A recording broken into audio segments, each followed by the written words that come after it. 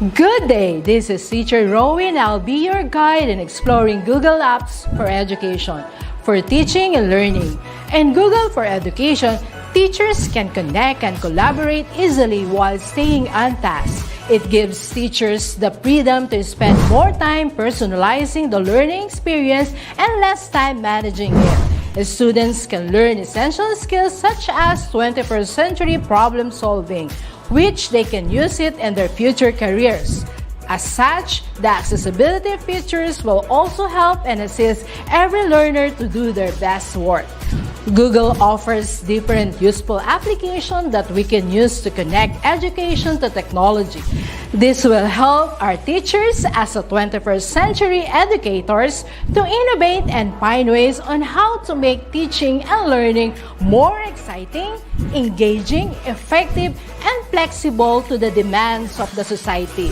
Let's re-explore the education experience by discovering new angles to create, collaborate, and communicate as one.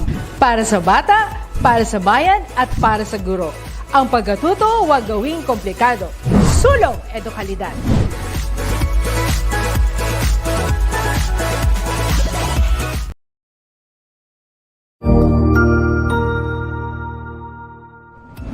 Magandang araw, Sir Wilbur po, at your service.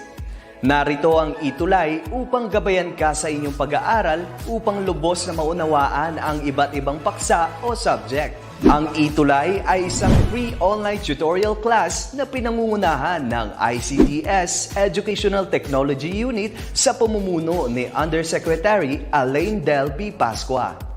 Ang programang ito ay hindi lamang para sa mga bata, kundi ito rin ay magsisilbing gabay sa mga magulang at mga guro kung paano nila ituturo o gagabayan sa bawat asignatura ang kanilang mga anak o mga estudyante. Sa kasalukuyan, ang self-learning module mula sa rehiyon ng Calabarzon at kilala sa tawag na pivot ang ginagamit sa ating ETUlay online class. Kaya ano pang hinihintay ninyo? Ihanda na ang inyong mga ballpen o lapis, papel o kwaderno at samahan kaming itulay ang pagkatuto para sa bawat batang Pilipino. Sama-sama tayong magtutulungan para malampasan ang mga hamon sa panahong ito. Halina't matuto kasama ang inyong online tutor sa oras na ito.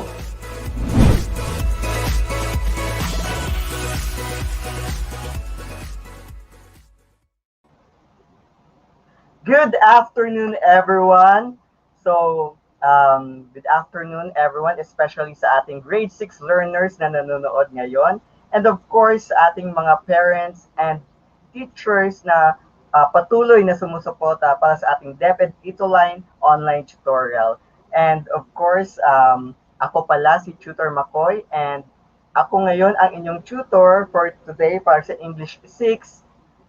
And nagulat siguro kayo dahil wala si Ma'am Jazz. And of course, every Tuesday sa English 6 ay si Tutor Jazz yung palagi niyong kasama. And dahil may konting problema lang si Ma'am Jazz sa kanyang location at this time. So ako muna yung makakasama niyo for the online tutorial for this afternoon. Okay, so please don't forget to comment kung saang school or division kayo nanggaling and I will try my best po na basahin lahat ng comments po ninyo. And ako rin po ay, of course, makikiusap na sana po ay yung cooperation ninyo during our activities sana andun, no? At patuloy na mag-enjoy at sumagot sa ating different activities mamaya. And I would like to say thank you also sa Division of Pasig City for the SLM that I will be using this afternoon. So sa development team, no, ng DepEd Pasig, no, sa Division of Pasig City, sa writer nila kay Ma'am Maria Luz Ramos, and of course my co-teacher sa editor, Ma'am Consolacion Narciso. Hello po, Ma'am. And sa aming supervisor, English supervisor kay Sir Joey Calios, and of course sa aming SDS kay Ma'am Maria Evalo Concepcion Agustin. So, good afternoon po. So, Ang gagamitin po natin ay SLM from the Division of Pasig City. Okay.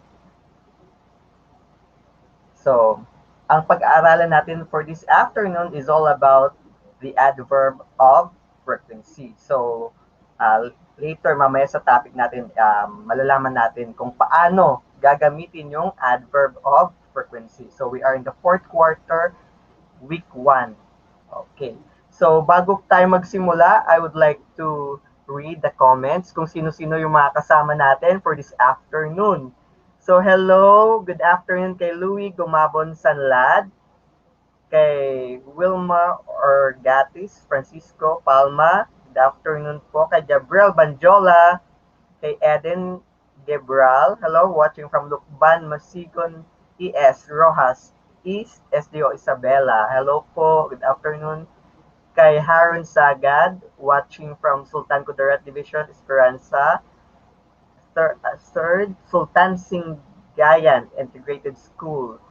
Of course, kay Maylene Chua from Quezon, Atimonan, Quezon. Good afternoon po. Kay Salvador Francis, of course, hello po, good afternoon po from San Lorenzo Ruiz Elementary School. Okay, good afternoon sa iyo, Francis. Siya yung isa kong estudyante, no, sa grade 6. Good afternoon. Thank you for watching. Kay Samantha Marasigan, kay Colin Scott, yes, from San Lorenzo Ruiz Elementary, sa mga estudyante ko. Buti at kasama ninyo ako ngayong hapon. Thank you for watching sa aking mga grade 6 learners from Rizal, Luna, Jacinto, and Aquino. And of course, sa lahat ng nanonood, maraming salamat po sa kay Brix Gonzalez from Bulacan. Yun. So, thank you for watching. So, let's start our lesson for this afternoon. Okay. So, expectation. So, this is your self-instructional learner module in English 6. So, all the activities provided in this lesson will help you learn and understand adverb of frequency. Okay. Hello kay Ma'am Jo Jamil Posom. Okay, good afternoon, Ma'am Jo. Watching from Oton, Iloilo. My co-teacher dati sa St. Candida School. Hello po, Ma'am. Thank you for watching. Of course, so let's have first a pretest. So let me see how knowledgeable you are already when it comes to our topic today, which is all about adverb of frequency. So, mag-comment lang ng inyong sagot, no? And don't forget na maglagay ng number para malaman ko kung anong number yung sinasagutan nyo. Okay? Sige. So, number 1. Okay, bago po yan, direction muna pula tayo. Okay, choose the adverb of frequency in the sentence. So, alam nyo na yung adverb of time and place kasi last time na pag-aralan nyo na yon. And now, we will talk about adverb of frequency. And I know na pag-aralan nyo na to dati pa sa ibang, sa grade 5, grade 4, grade 5, no? During your grade 5 and grade 4. So, choose the adverb of frequency in the sentence. Okay. So number 1, the Department of Health frequently visited hospitals in the provinces. So ano kaya dyan yung adverb of frequency? Wow, may nangunguna si Samantha Pedinosta, one of my learner also. Ang sabi ni Samantha, ni Gabriel Kerubin, ni Ma'am Jo, ni Waverine Antalan, ni Yesley Lizardo frequently. Okay, let's see if that is correct. Okay, very good. Correct. And for number 2, he never declined to offer help to those in need. So what is the adverb of frequency in the sentence? So tama rin kanina sa sasagot nila si Nat Salingay, Mark Gabriel de Leon, Janet Agravante, John Paul Struder. Yun, tama din yung mga sagot na for number 1. And for number 2, sabi naman ni ni Ma'am Jo Posong, Gabriel, ni Yesley Lizardo, ni John Paul Scruter, ni Grace Gamboa, ni Andrew, ni Margox Santos, ni Mark Platon, never. Okay, let's see if that is correct. Okay, correct. Very good. Ang galing ng mga nanonood natin ngayong hapon. For number 3,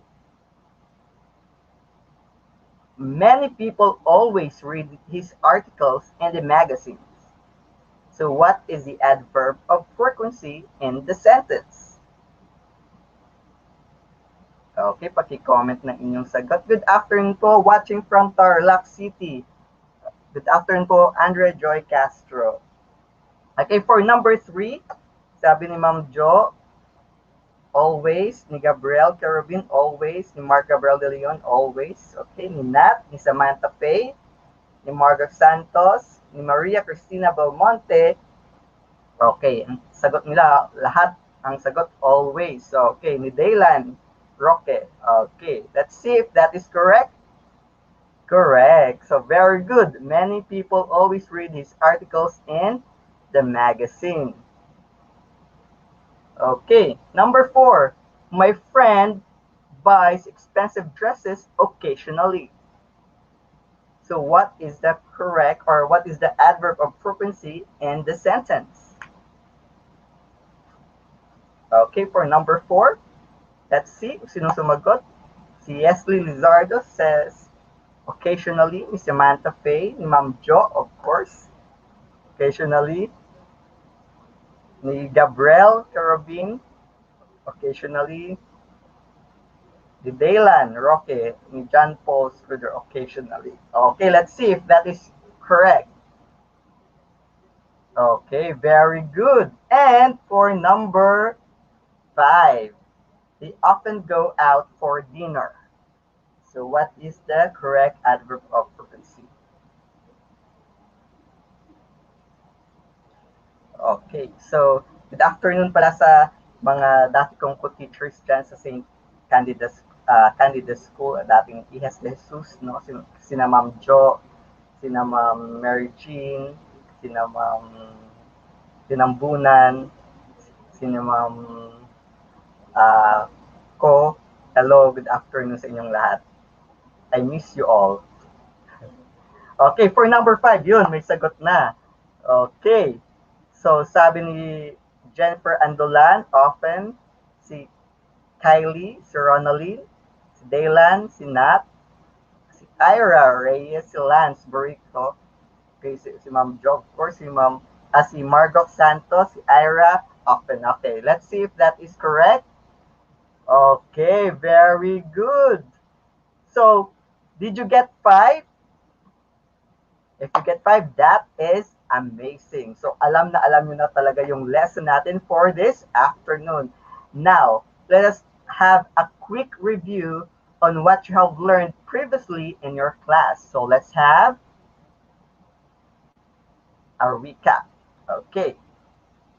So, in the past lesson, we studied about the adverb of time and place. So, let's find out if you still remember all about them. Okay. So, number 1. Okay, paki-comment lang ng inyong sagot. Don't forget. Okay, for number 1, Ron planted herbs. What is your answer? For number 1.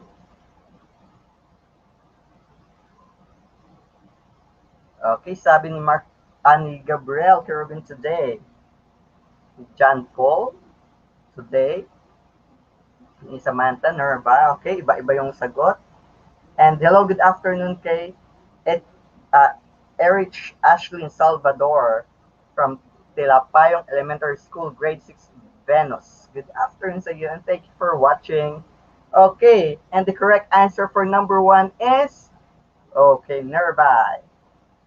For number 2, okay, so you will choose, no? Sorry, nalilimutan ko yung direction. So, choose the appropriate adverb in the box to complete the sentence. So, nandun yung mga sagot sa boxes natin. So, today, nearby, abroad, next month, and later. Okay, for number 2, what is the correct answer? Okay, may sumagot na today. Sabi ni Julie Hernandez, ni Ma'am Jo, ni Gabriel. Okay, so let's see if that is correct for number 2. Okay, very good today. Correct. Sabi din ni Akisha Ariola today, ni Margaret Santos, ni Akisha Ariola, and ni Nat Salingay. Okay, congratulations. Tama ang inyong sagot. Very good. For number 3, Mr. Ramos works. Okay, what is the answer for number 3? Thank you sa lahat ng sumasagot, sa lahat ng cooperation niyo for answering our activities for this afternoon. Thank you so much. Abroad. Okay, abroad. Samantha Faye, ni Akisha Ariola, ni Mark Gabriel de Leon. Yun, ang sagot nila ay abroad. Okay. Tingnan natin kung tama ang inyong sagot. Hello kay Elena Samantha Galvez watching here, Basics Diego Silang from San Roque Central School, San Roque District, Davao City. Wow, thank you for watching, Elena. Okay, so now let's see if your answer is correct. Okay, the correct answer for number 3 is abroad. Correct. Okay. So, yun lang yung about sa recap natin. So, thank you for answering our pretest and recap. So, this afternoon, we will talk about adverb of frequency. Okay. So, hello, Ma'am Jennifer Jean, Teacher Jennifer here in Vietnam. Hello, ma'am. Keep safe po dyan sa Vietnam. Thank you for watching. Salamat po. Of course, so let's talk about our lesson for today. Okay, so let's read first the dialogue. So, and please notice the underlined words. Okay, so Paul, hey Roy, I am going shopping. Do you want to come? Okay, Roy, sorry, Kiko is coming. We will do the English homework together. Paul, I see. Well, I never do that homework. Roy, I do it sometimes, but Kiko is very serious. He always does his homework. Okay, so ang kailangan yung tignan ay yung mga may underlined words. Okay? Paul, okay, but I'm cooking dinner tonight, so you and Kiko should come. You are so nice, always cooking dinner for me. And Paul, well, you sometimes wash the dishes and Kiko almost always does the shopping. So, yun yung mga may underlined words na kailangan nating tignan. And of course, ito pa, may another dialogue pa. So, I know you hate washing the dishes, so you don't do it. Paul, yeah, will you wash the dishes tonight? Roy, sure. Okay. So, ano yung na-notice nyo sa ating mga dialogue kanina? Ano yung nakikita nyo? So, we have the never, the always, the sometimes. Yun. So, yun yung mga naka-underlined words natin. So, those are the adverb of frequency. Okay. So, kanina sa dialogue na binasa natin, ito may tatlong tanong. May tatlong tanong. Okay. So, how often does Paul do his homework? So, pakisagutan po si Paul kay Roy and Kiko. Okay. How often does Paul do his homework? So, kanina balikan natin yung dialogue nila.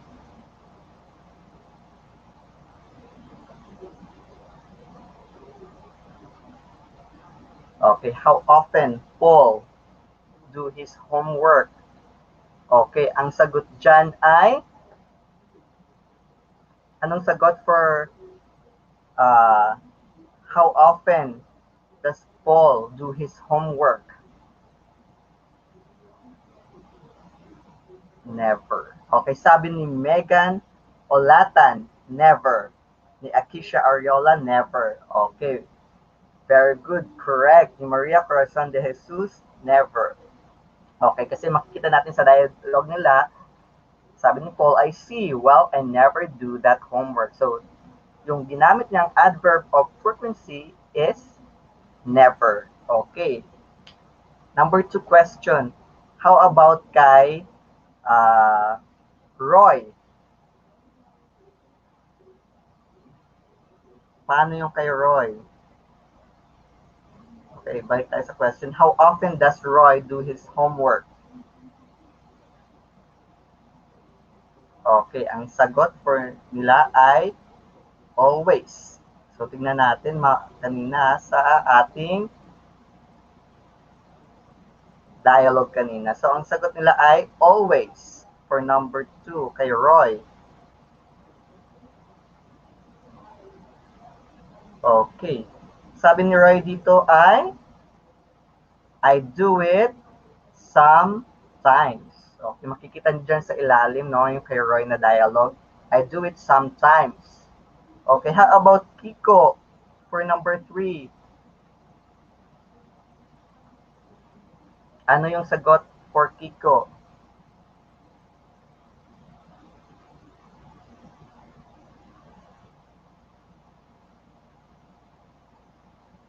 Okay. Always. So, number 3, sabi ni Akisha Ariola, always. Ni John Paul Scruder, always. Ni May Monticel, always. Siya di Hector Potencio, always. Okay. So, tama yun kanina. So, si Kiko, kaya ang tanong kasi, how often does Kiko do his homework? So, si Roy kanina nagsabi sa dialogue na he always does his homework. Makikita nyo dyan sa pinaka-dulo ng dialogue. Si Roy ang nagsabi. Okay, so he always does his homework. Okay, very good, correct. So, balik na tayo kanina. Okay, adverbs of frequency. So, express how often we do something. So, we use adverbs of frequency to say how often, yun nga, how often we do something. So, adverb of frequency are often used with the present simple because they indicate repeated or routine activities. Okay, so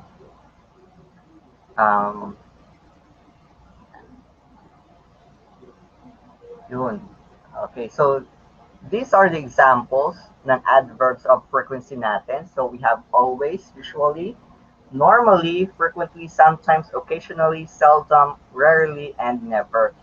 So, nagpapakita lang yan ng kung gaano mo sila palaging ginagamit. So, may nakita rin ako no, sa ibang source. No? So, ito yung nakikita nyo sa screen natin na yung always, no? So, it means na parang 100% mo siya ginagamit ang always. Pag sinabi mo always, ginagawa mo palagi ang isang bagay. 100%. Okay? So usually, sa source na nakita ko din, from the internet also sa English na na website. So usually, so mga 90% mo ginagawa. And normally, sa 80%, frequently, nasa 70%, and sometimes, nasa 50% mo lang siya ginagawa. Occasionally, occasionally ay nasa 30% mo lang siya ginagawa. Seldom, 10%, rarely, 5%, and never, 0%. Talagang hindi mo siya ginagawa. So, yun yung mga halimbawa natin ng adverb of frequency. Okay, hello kay Ma'am Grace Gamboa watching from kay Pumbo Elementary School. Thank you to Colin Scott. Okay, so pagpatuloy natin. Okay, let's read the sentences. So these are examples. We often meet our cousins in Quezon City.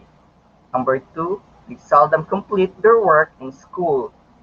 Number 3, sometimes the teacher gives long assignments.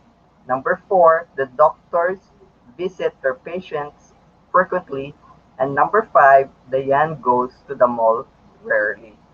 Okay, so notice naman natin na yung bold na mga words those are the adverb of frequency.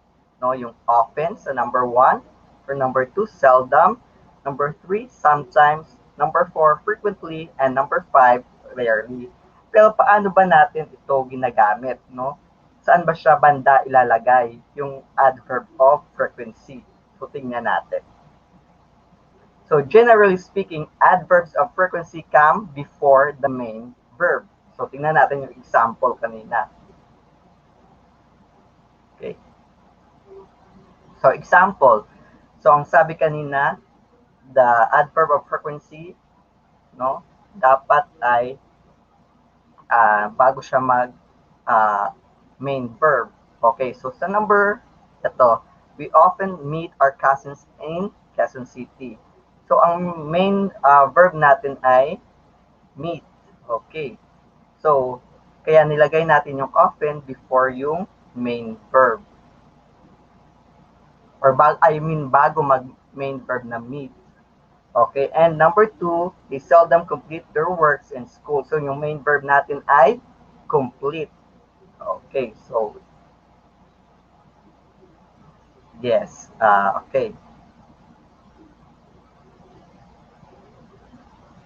And of course, the adverbs occasionally, sometimes, often, frequently, and usually may also be found at the beginning or end of the sentence. Okay. So these are the examples.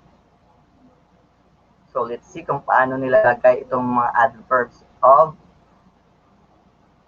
Okay. So ito yung examples. Okay. Sorry, nakalagay number 1 lahat.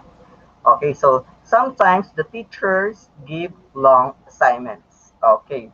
So nilagay natin yung adverb of frequency, no, sa unahan. Okay, so ang adverb of frequency natin is sometimes.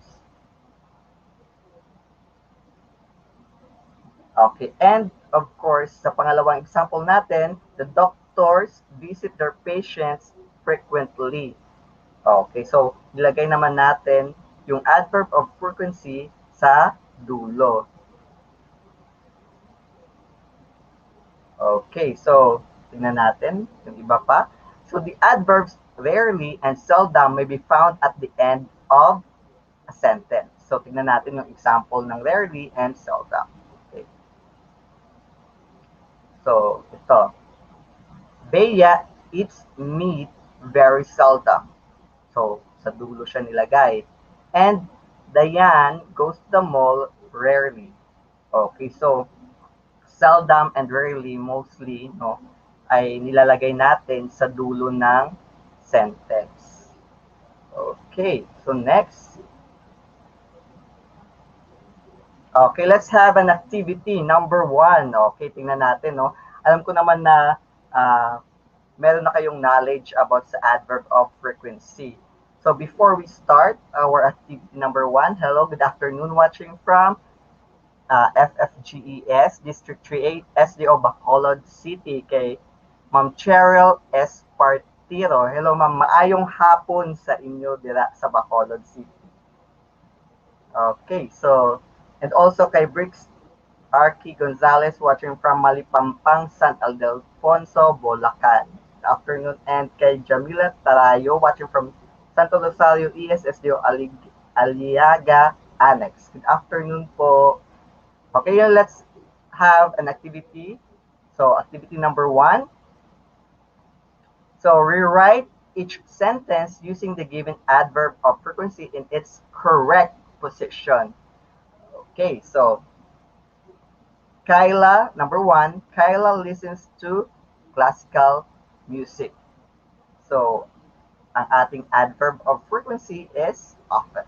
So, paano mo ilalagay yung adverb of frequency? Okay. Who can answer for number 1? Paki-comment lang po ng inyong answer. Kyla listens to classical music. Okay, habang inaantay ko yung mga sagot, good afternoon, watching from QC, kay John Paul Schroeder, kay Charlene Kentucky Bar, grade 6 Mabini, watching from Santo Niño, Angel Elementary School, Santa Cruz, Laguna, watching from Batac City Division, kay Julie Espeli Fernandez. Good afternoon po. Okay, so number 1, sabi ni Daylan Roque, Kyla often listens to classical music. Same with Akisha Ariola. Okay, kay Bricks R.T. Gonzalez. So, let's see if your answer is correct. Ay, ano pala to? Sige. So, the correct answer dyan ay Kyla often listens to classical music. So, kailangan natin siya ilagay yung adverb of frequency, no, bago mag-main verb. Okay, so tama yung mga sagot ninyo. Kyla often listen to classical music. Okay, number 2, Fred reads the newspaper. Okay, so our adverb of frequency is sometimes. So, paano natin yan ilalagay for number 2? Okay, so antayin ko yung mga sagot ninyo for number 2.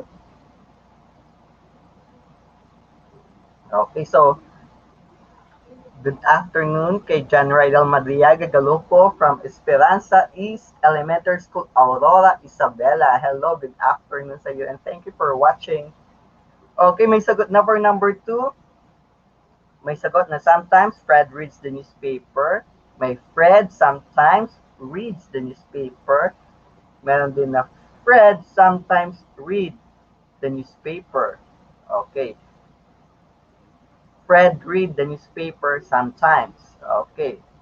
So, let's see kung ano yung tamang sagot. Mamaya, meron dyan, after this 5 na activity number 1, ipapakita ko lahat ng tamang sagot. Okay. So, what is the correct answer for number 2? So, Fred reads the newspaper sometimes. Okay. Yun yung tamang sagot for number 2. And tama si Daylan Angelo Roque. Okay. For number 3, let's see for number 3. Ano kaya number 3? So, Jasmine jogs at the park every morning. So, our adverb of frequency ay always. Okay, ipapakita ko na rin yung number 4 and 5 para at least gawa na kayo ng sagot ninyo and maka-comment na kayo agad. Okay, for number 4, Francine complains about her homework. And number 5, Connie and Joy meet at the mall. Pero number 3, sagutan nyo muna yung number 3. Sabi ni Gabriel Carabin, Jasmine always jogs at the park every morning. Okay, so ano pa yung ibang sagot? Nag-aantay pa ako. Jasmine always jogs at the park every morning. So same with Daylan, with Joanna Althea Cruz, ni Ma'am Jo, of course, ni Hazel Joy Batan. Okay, so the correct answer is Jasmine always jogs at the park every morning. So, halos lahat yung na-answer for number 3 is correct. So, tama yon. Okay, for number 4. So, Francine complains about her homework. So, what is the correct answer? So, si Gabriel Carabin nagsabi, Francine never complains about her homework. Okay, si Marco Santos, same. Pa sila, si Daylan. Francine never complains about her homework. Si Joanna Altea, same. Sila ng mga sagot. Ni Megan Olatan, ni Joanne Altea Cruz, ni Maria Cristina Belmonte. Okay. Ni Akisha Ariola. So, correct. Tama inyong mga sagot for number 4. Francine never complains about her homework. And number 5, Connie and Joy meet at the mall. So, ang ating adverb of frequency ay rarely. So, saan kaya natin ilalagay yung adverb of frequency na yan? For number 5. Okay. Excuse. So, may mga sagot na. Connie and Joy rarely meet at the mall. Merong Connie and Joy meet.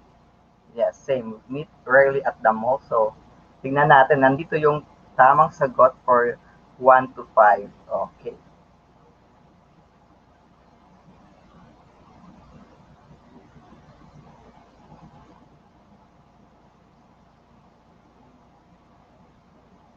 So, for number 1, yun kanina sabi ko nga, Kyla often listens to classical music. Number 2, Fred reads the newspaper sometimes.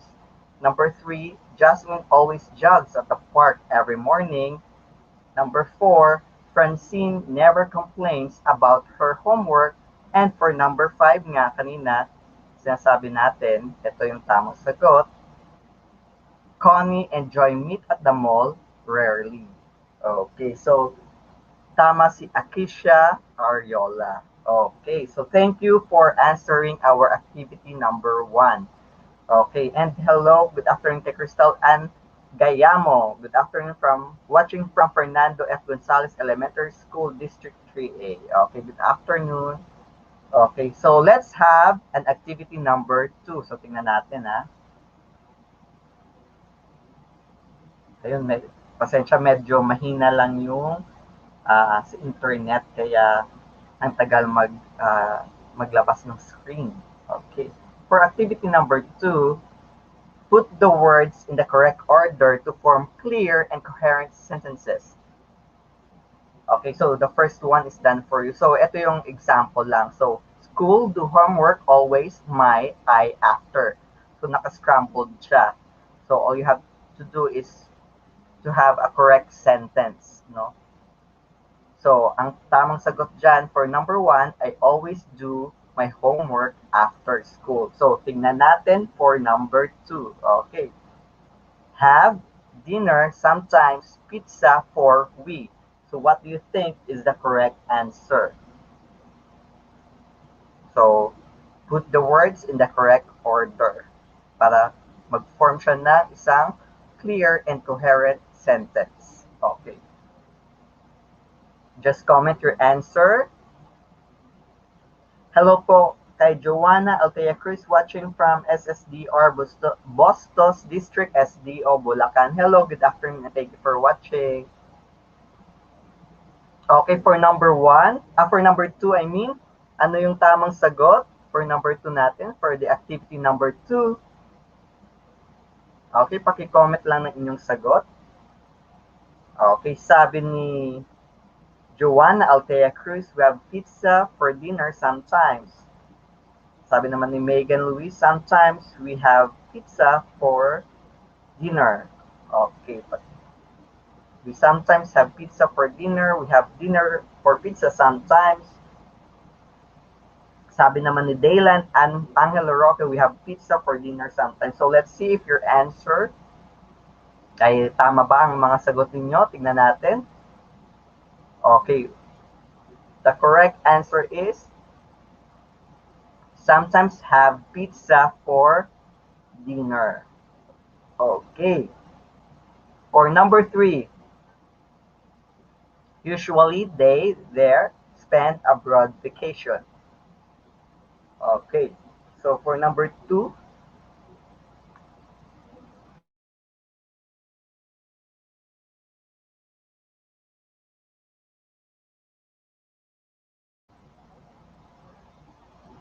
what is the correct answer? Sorry, nakamute na lang ako. Okay. For number 3, I mean, sorry. Usually, they spend abroad vacation. So, may sumagot na for number 3, Samantha, si Ma'am Jo. Okay, they usually spend their vacation abroad. Okay. Si Joanna Altea Cruz, they usually spend their vacation abroad. Si Daylan, same. Ang sagot. Okay. Si Margox Santos, same din. Si Joanna, ganon din. So, let's see if your answer are correct. Okay. They usually spend their vacation abroad. So, very good. Tama ang inyong mga sagot. Okay, for number, tingnan natin kung may number 4. Ayun, wala na pala. So, we will have a wrap up about our lesson for today, which is all about the adverb of frequency. So, adverbs of frequency express how often we do something, no, kung palagi natin ginagawa. So, adverbs of frequency are often used with the present simple because they indicate repeated or routine activities. Okay. So, yun yung mga ano natin. Ito yung mga examples natin, no, ng adverbs of frequency. Always, usually, often, sometimes, seldom, rarely, never, occasionally, and frequently. Okay. So, dahil we only have 3 minutes to go. Okay. So, generally speaking, adverbs of frequency come before the main verb. Yung nga sabi ko kanina. And the adverbs occasionally, yung sometimes, often, frequently, and usually, may also be found at the beginning or at the end of the sentence. And the adverbs rarely and seldom naman may be found at the end of the sentence. Okay, so please remember that. So, eto, tanong. In this time of pandemic, ito yung ano natin. Okay, in this time of pandemic, how often do you wash your hands? Okay, with the use, of course, of adverb of frequency. So, paano mo yan sasagutan with the use of adverb of frequency? How often do you wash your hands? Okay, paki-comment ang inyong sagot at babasahin ko kung tama. Okay, so, hello kay Dimple May Gutierrez watching from Rojas West Central School, grade 6 industry. Good afternoon. Yes, yun, sagot ni Arkisha, I always wash my hands. Okay, correct. So, always. So, yes, I always wash my hands. Pati sabi ni Hazel Joy Batan. Okay, correct. So, let's have the valuing. Okay, how often do you show unity in the family? Okay, so, paki-comment lang ng inyong sagot. So, number 1, help other members of the family without being asked. So, paki-comment lang kung usually, kung always, often, sometimes, seldom, rarely, or never. Okay, so number 1 natin, help other members of the family without being asked. Okay, so maraming sumagot, sina Daylan, sina Joanna, si Andrea, always. Wow, very good. Okay, si Charlene, si Lawrence Paul, si Dimple May Gutierrez. Have a blessed afternoon to tutor. Okay, afternoon. Sina Daylan, si Joanna, Altea Cruz. Yun, always. Si John Paul Scruder. Always. Okay, very good. Si Archie Abina, good afternoon. Always. So, very good. So, number 2, ignore your baby brother if he is talking. For number 2. Sabi ni Joanne Altea Cruz, never. No, si Samantha Faye Dinoso, never. Si Gabriel, never. Si Akisha Ariola, never. Si Hazel Joy Bata, never. Si Dayla, never. Okay, correct. So, very good. And number 3, start a good conversation to your family. So, for number 3, what is your answer? Hello kay Shane Ivan PH. No, watching sa YouTube siya. Good afternoon. start a good conversation to your family. Okay, ang sabi nila ay always, always, always. Sabi ko si Joanna, si John Polter, si Maria Corazon de Jesus, si Juan Altea Cruz, si Daylan, and si Ronaldin Bulaay. Always, okay. So, thank you. So, meron pa sana tayong posts, but kapos na tayo sa oras, no? So, it's already 1:41. So, sa lahat ng nanood, sa lahat ng nag-cooperate sa activities natin for this afternoon, maraming salamat.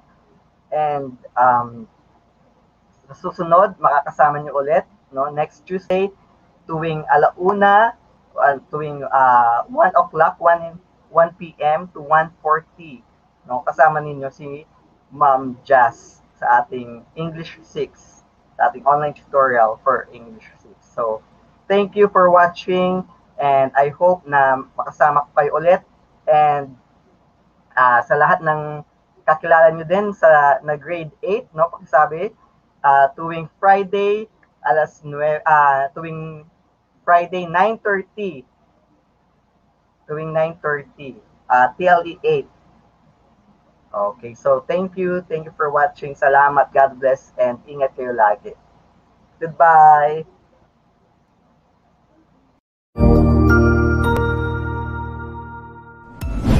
Sigurado ako na marami ka na namang natutuhan sa ating ETUlay tutorial session ngayong araw. Tandaan, ito ay hindi lamang para sa ating mga mag-aaral, kundi pati rin sa ating mga minamahal na guro at mga magulang na kaagapay natin para maituloy ang pagkatuto sa kabila ng nararanasang pandemya. Patuloy ding sumubaybay sa DepEd TV para sa mga araling ginawang video episodes. Mapapanood ito mula Lunes hanggang Sabado, alas 7 ng umaga hanggang alas 7 ng gabi sa inyong mga telebisyon. Abangan bukas mula 1:00 ng tanghali ang iba pang aralin sa ating ETUlay free online tutorial session sa Filipino. I-like and subscribe at manatiling nakasubaybay sa ating ETUlay tutorial session sa DepEd Edtech Unit FB page at Educational Technology Unit channel sa YouTube at sa DepEd Tayo at DepEd Philippines social media accounts. Paalam!